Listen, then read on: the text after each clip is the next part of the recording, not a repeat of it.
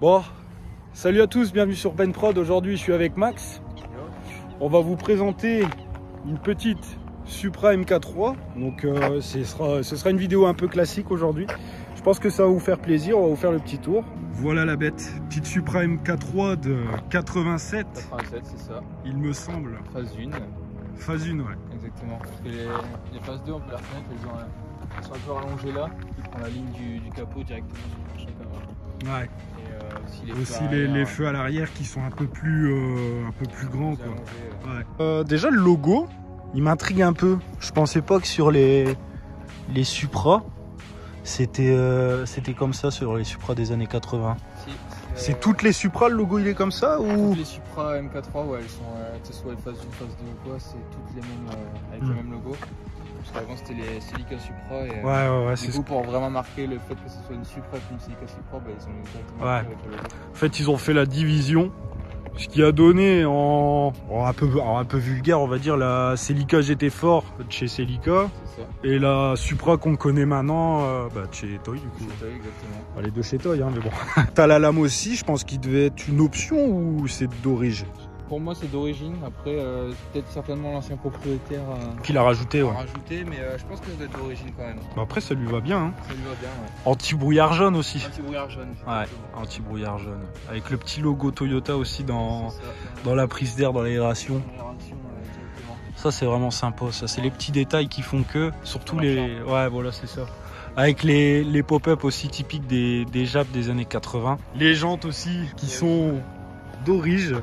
Elles doivent quand même coûter pas mal celles-là, je pense. Bonbon effectivement, et d'après Toyota, ces jantes permettent de réduire entre guillemets la consommation d'essence avec l'air qui... on dirait ils ont fait ça un peu de manière aérodynamique. Exactement.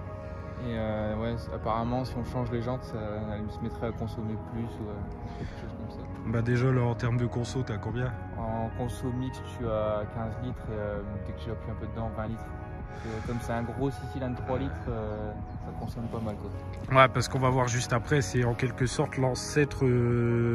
Parce que là, c'est quoi? C'est le 3 litres Atmo hein. 3 litres Atmo, ouais. Ils ont existé aussi en turbo. En turbo, ouais. Mais entre la Atmo et la turbo, il n'y a que 30 chevaux d'écart. C'est le 7 MGE, hein, on est d'accord. C'est ça. Donc, ce que je disais, c'est l'ancêtre du 2 JZGE qu'il y a dans la mienne là-bas en fait. De toute façon vous verrez quand il va ouvrir le capot c'est quasiment la même chose hein. Il y a énormément de points qui se ressemblent sur les deux. Et t'as l'aileron aussi qui est typique de ces années-là. Avec la petite ligne Rémus. Qui ressort un peu et qui chante vachement bien. Ça permet vraiment aux cylindres de chanter. De se libérer un peu quoi. Ouais, comme vous pouvez voir la 3 litres I. Le logo ABS, mais bon, je pense que vous le savez qu'il y a un ABS dessus. Et le petit logo Toyota Supra, enfin l'écriture qui est dans les plastiques. Et ouais, ce qu'on disait aussi par rapport aux phases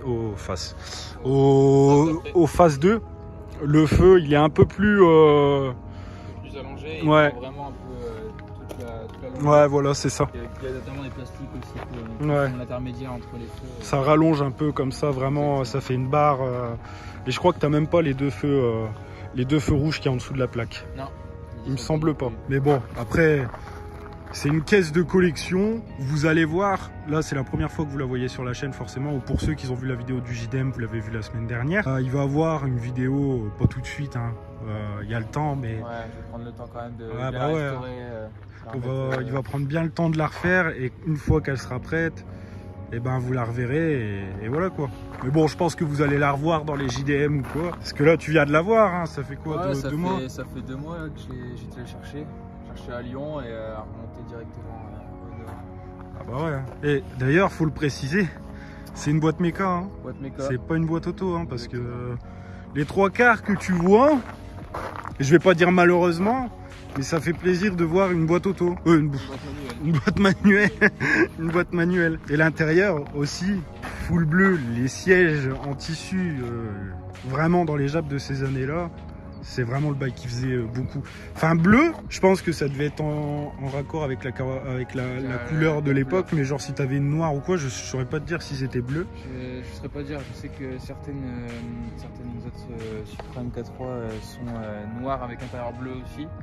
Mais là de base c'est cette grise, un autre gris différent, parce que là elle est malheureusement la peinture a pris cher et elle est pas mal en après. Ouais.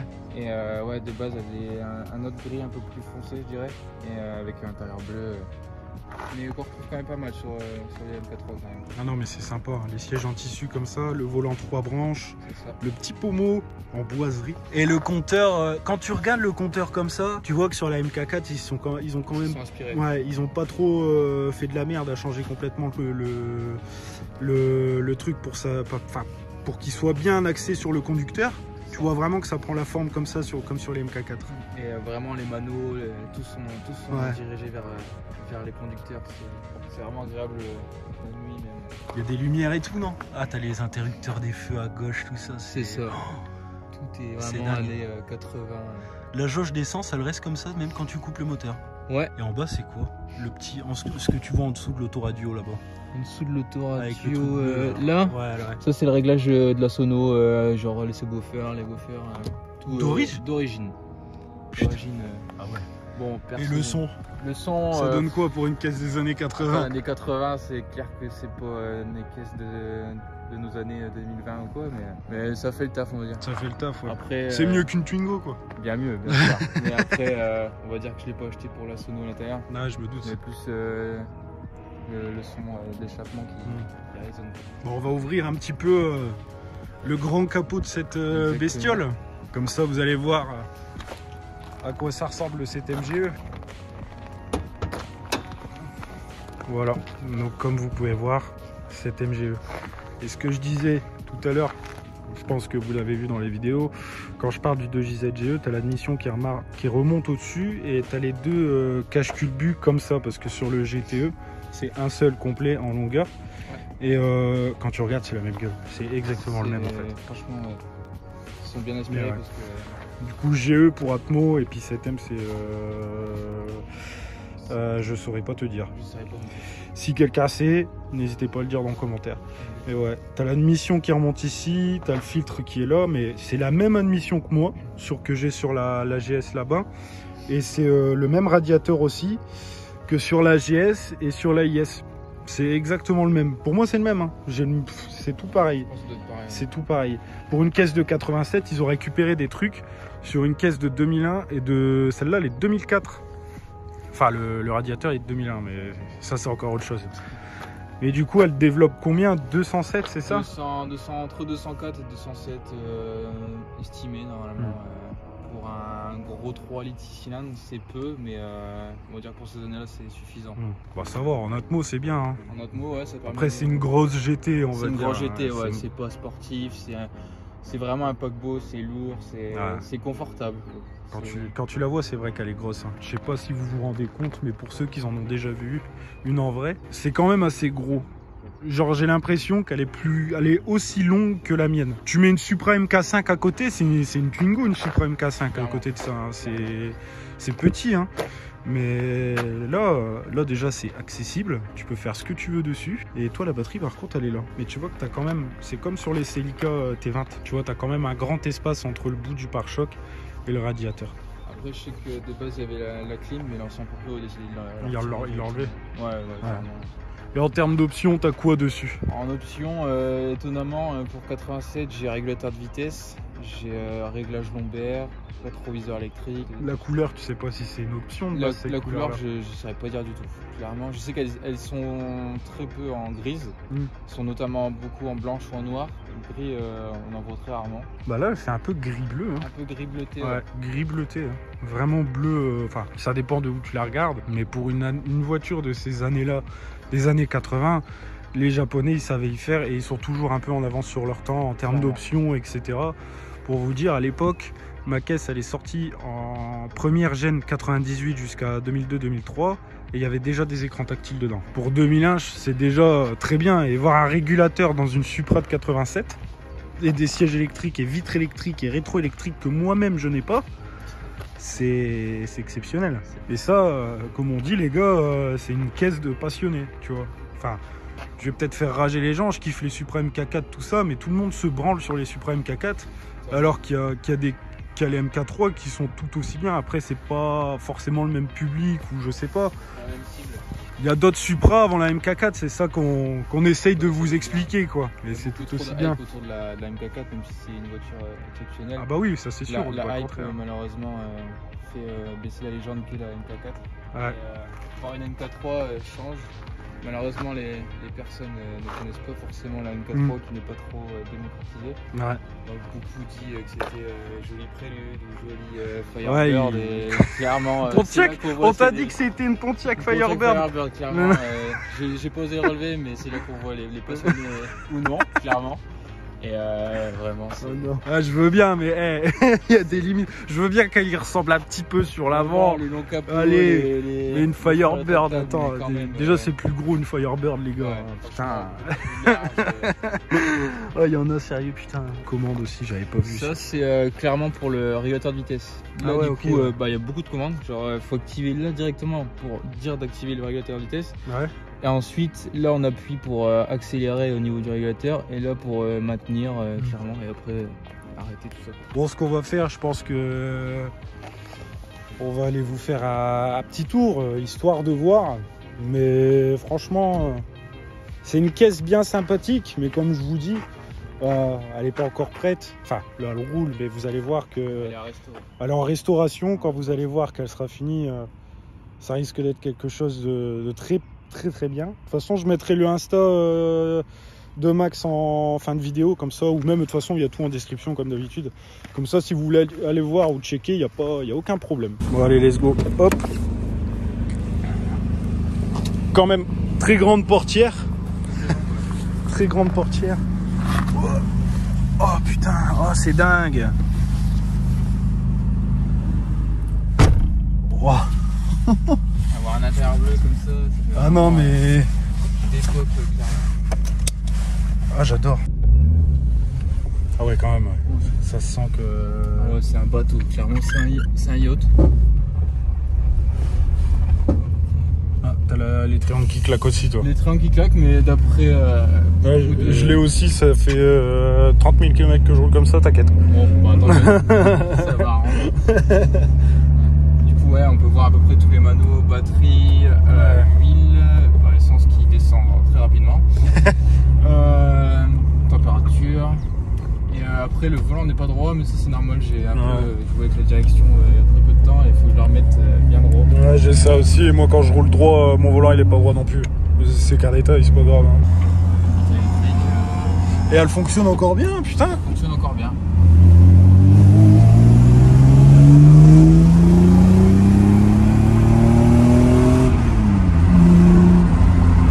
Eh, ça tire bien. Ça tire bien, on va dire que ce qui est bien drôle avec ces suspensions, c'est que dès que j'accélère un peu ou quoi, l'avant, le nez monte et clairement on ressent un peu de... Ah ouais, on le ressent bien, ouais, on le sent bien.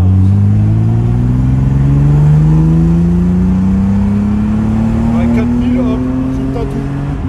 C'est ça. Ah, tu le sens, au début elle est un peu longue. Et dès qu'elle passe un certain régime, t'as tout qui décharge d'un coup en fait. Dès 3000, la sonorité change, un peu bruit de mécanique, clairement. Et c'est là qu'elle décharge tout son couple. Ouais. C'est vrai qu'elle est assez coupleuse, je crois, elle doit faire dans les 200 Nm de coupleur. Ah bah c'est bien. Hein. C'est déjà ça quoi. Après, bon, c'est lourd, c'est clairement un bateau, mais c'est agréable à conduire, c'est fait entre guillemets pour cruiser. Ah bah oui. C'est pas une caisse de run. Non, clairement pas.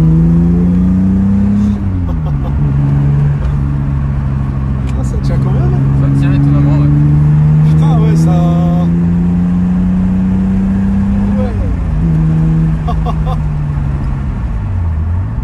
Ouais, je freine l'avant, descend, accélère, il y a vraiment... Accélère en virage parce que la tendance à partir. Ouais.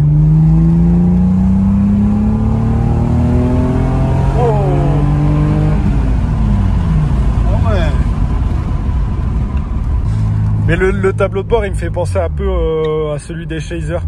Ah ouais? Ouais. Je peux pas te dire parce que je sais pas à quoi ça ressemble. Si tu regardes ou quoi, tu verras que sur les Chaser, il est quasiment pareil. Ok. Mais vraiment, il ressemble beaucoup à celui des Chaser. Parce que moi, c'est vrai que comparé à la MK4, le fait d'avoir vraiment tous les manos, soit ou quoi, ça m'a fait vraiment penser à ça. Ah bah ouais. C'est dingue ça quand même, que tu puisses tout changer comme ça. Tu règles et tout, et normalement t'as des petites lumières ou quoi, mais là je sais que je l'ai réparé parce que l'ancien proprio l'avait cassé ou alors une mauvaise alimentation. Mais dès que j'ai un peu de temps en quoi, je vais essayer de réparer ça, clairement. Avec les pop-up devant. Ouais, on voit vraiment le capot qui est assez long ou quoi. T'es pas emmerdé pour te garer avec? Étant donné que je suis pas très doué en manœuvre, et que déjà avec une Civic c'est déjà la galère. Alors vraiment avec ça je prends vraiment le temps. Ah, t'avais une Civic? J'ai en daily une Civic, une EP1 que j'ai un peu refaite en EP3 avec des jantes vraiment de EP3 type R repeintes en blanche. Et en daily c'est vraiment un bonheur, 90 chevaux, c'est très agréable à conduire. Ouais, t'as ce qu'il faut quoi. Exactement, toujours rester dans les jappes quoi. Ouais. Donc si on veut de la fiabilité, Honda sait faire, pareil Toyota sait faire. Ah bah oui. Donc j'ai pas de soucis avec ça quoi. Ça fait plaisir de monter dans des caisses autres que modernes, si je puis dire. Ouais. D'ailleurs, si vous voulez voir plus de plus de vidéos sur des caisses classiques de ce genre-là, n'hésitez pas à le dire en commentaire. Il y a moyen que prochainement il y ait une petite vidéo sur une Silvia S12. Ça pourrait être intéressant quand même. Bon, je vais sortir. Hop. Les portières elles sont hyper grandes. Les portières elles sont aussi grandes que moi carrément. Hop. Hop là. Ça c'est mon bébé ça. Voilà. Avec la petite antenne. Bon bah voilà les gars. En tout cas, merci Max pour ce petit tour et pour avoir participé à cette vidéo. Je mettrai son Insta, il va s'afficher ici, je mettrai tout en description. N'hésitez pas à aller checker ça. N'hésitez pas à dire en commentaire si vous voulez voir d'autres caisses classiques un peu comme ça. Il y a moyen de faire d'autres choses. Et puis voilà quoi, n'hésitez pas à mettre surtout les petits pouces bleus, à vous abonner ou à commenter, ça ferait super plaisir. Et puis on se dit à la prochaine, c'était Ben Prod. Salut.